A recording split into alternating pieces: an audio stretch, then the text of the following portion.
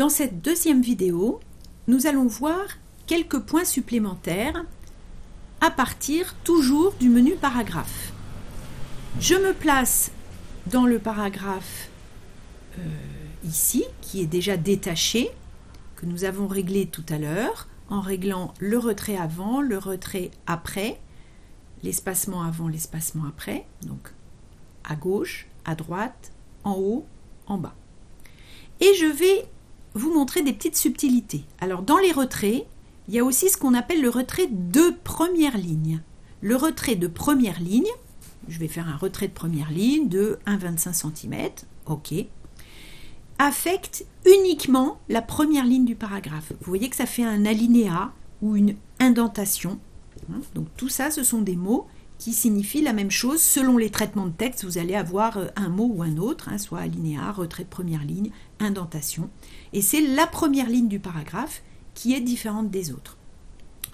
Cette première ligne, on peut faire aussi un retrait négatif, ce qui s'appelle dans Word un retrait suspendu. Donc retrait de première ligne suspendu, qu'est-ce que ça fait? Ça fait l'inverse. C'est la première ligne qui sort et le paragraphe, le reste du paragraphe est un petit peu décalé.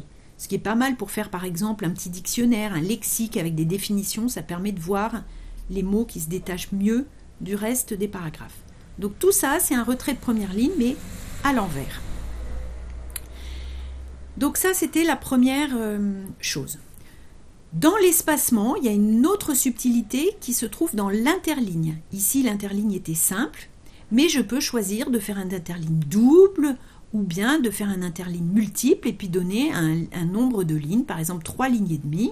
Et là, je vais avoir mon paragraphe où chaque ligne est séparée de la suivante par 3 lignes et demie. Donc je peux, par exemple, si j'ai besoin d'apporter des corrections, de corriger bien l'orthographe, la grammaire, la syntaxe, etc., de m'imprimer un brouillon avec de la place pour écrire mes corrections.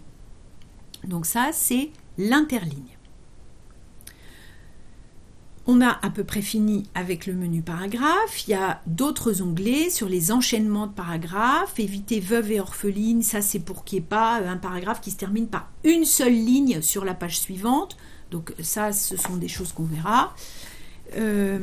Et là, j'annule toutes ces commandes pour vous montrer maintenant une autre chose.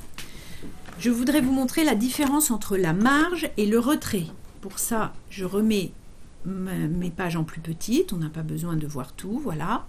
Et vous voyez qu'ici, grâce à la règle que j'ai affichée, comment dans le menu affichage, j'ai demandé à ce que la règle soit affichée, ce qui fait que j'ai une règle en haut qui me permet de voir les marges en gris, donc je l'ai aussi à gauche, les marges en gris.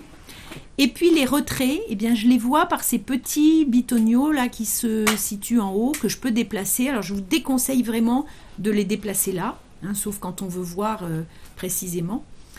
Et donc les marges sont en grise. Et les retraits, vous voyez mon retrait ici de paragraphe, de cette ligne-là, eh bien c'est 3,8 cm. Sauf que là, on ne peut pas voir bien les millimètres. Il vaut mieux aller dans le menu Accueil, Paragraphe, pour le gérer. Ce menu, vous le trouvez aussi dans Mise en forme. Et cette fois-ci, il se présente. On a tout, le retrait, l'espacement, tout dans 4 boîtes, ce qui est très pratique. Donc, si je veux modifier les marges, je vais dans Mise en page, Marge. Et là, je modifie mes marges. Là, pour l'instant, elles sont normales. Si je veux des marges particulières, je vais tout en bas cliquer dans Marge personnalisée.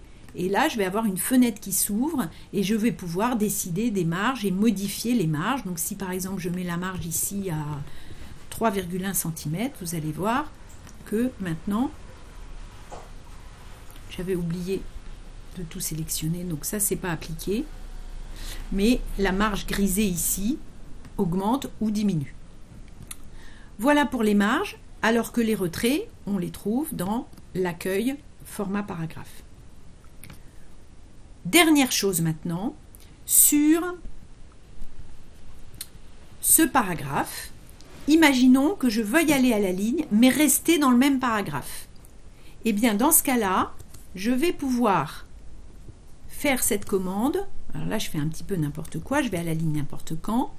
Mais vous voyez que l'avantage, maintenant, si je règle mon paragraphe, c'est que je peux, donc je vais exprès, je vais aller dans mise en page, augmenter l'espacement avant, augmenter l'espacement après, augmenter le retrait à gauche.